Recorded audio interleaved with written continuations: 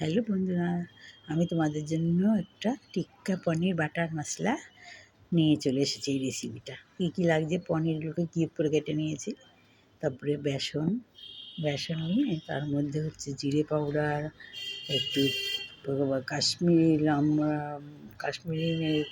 লঙ্কার গুঁড়ো, কসুরি মেথি, আদা কাঁচা লঙ্কা বাটা, আর হচ্ছে ধনে পাউডার, আর দেবো টক দই এটা দিয়ে ভালো করে বেসনটাকে মাখবো। তার মধ্যে একটু নুন দিয়ে দেবো, আর একটু হলুদও দিয়ে দেবো, দিয়ে ভালো করে মাখবো। মেখে একটু জল লাগবে, হ্যাঁ, জল দিয়ে ভালো করে মেখে পনিরগুলোকে আমি এর মধ্যে দিয়ে দেবো, দিয়ে ম্যারিনেট করে রেখে দেবো কিছুক্ষণ, 1/2 hour রেখে দেবো।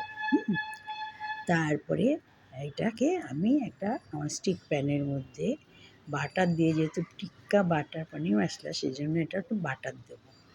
বাটার দিয়ে ওই যে মেখে রেখেছিলাম, ম্যারিনেট করে রেখেছিলাম পনিরগুলোকে, সেইগুলোকে আমি একটু সতে করে নেবো, মানে একটু ভেজে নেব হালকাভাবে।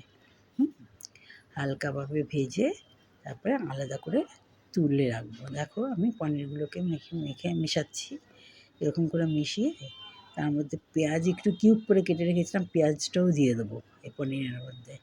আর যদি তোমরা পারো ক্যাপসিকামও এরকম কিউব করে কেটে দিয়ে দিতে পারো, আমি ক্যাপসিকাম দিইনি। হ্যাঁ, এই দেখো এই মেখে রেখে দিয়েছি। তারপরে ওটাকে আমি ননস্টিক প্যানে বাটার দিয়ে ভেজে নেব, ভেজে তুলে রাখবো। তারপরে সেই প্যানের মধ্যে আবার বাটার দেব, বাটার দিয়ে এইবার দেব একটু অল্প পেঁয়াজ বাটা, আদা রসুন বাটা, এগুলো একটুখানি রসুন বাটা, এটা দিয়ে তার আগে গোটা গরম মশলা ফোড়ন দিয়ে ওই পেস্টটা আমি দিয়ে দেবো, দিয়ে ভালো করে নাড়বো। দেখো পেস্টটা দিয়ে দিয়েছি, হ্যাঁ, দিয়ে ভালো করে আমি সব জায়গায় লিখে দিচ্ছি কী কী দিয়েছি, দেখে নেবে তোমরা স্টেপ বাই স্টেপ। তারপরে এই দেখো আর গার্লিক পেস্টও দিয়ে নেড়ে নিচ্ছি, নেড়ে ওর মধ্যে কাশ্মীরি লঙ্কার গুঁড়ো একটু দেবো, কাশ্মীরি লঙ্কার গুঁড়ো একটু রঙটার জন্য কাশ্মীরি লঙ্কার গুঁড়ো দিয়ে একটু টেনে আসবে, মশলাটা ভাজা ভাজা হয়ে আসবে, তখন একটু নুন দিয়ে দেবো। নুন দিয়ে এবার আমি চিনি দেবো না, আমি দুধ দেবো, দুধ দিয়ে ভালো করে নাড়বো। সামান্য একটু তোমরা জল দিয়ে দেবো, জলটা একটু গরম করে দেবে, হ্যাঁ, একটু অল্প একটু জল দিয়ে একটু ঢেকে রাখবো। দেখবে তেল ছেড়ে আসবে, তখন আমি পনিরগুলোকে দিয়ে দেবো, সেই মশলা মাখানো যে ভেজে রেখেছিলাম পনিরগুলো, সেইগুলো দিয়ে দেবো। দেখো তেল ছেড়ে এসছে। ওই পনিরগুলো দিয়ে বেশি নাড়াচাড়া করবো না, ভেঙে যাবে। তারপরে আমি টমেটো কেচাপ একটু ছড়িয়ে, হ্যাঁ, আর একটু ধনেপাতা কুচি ছড়িয়ে তার সঙ্গে একটু বাটা দিয়ে আমি নামিয়ে দেবো।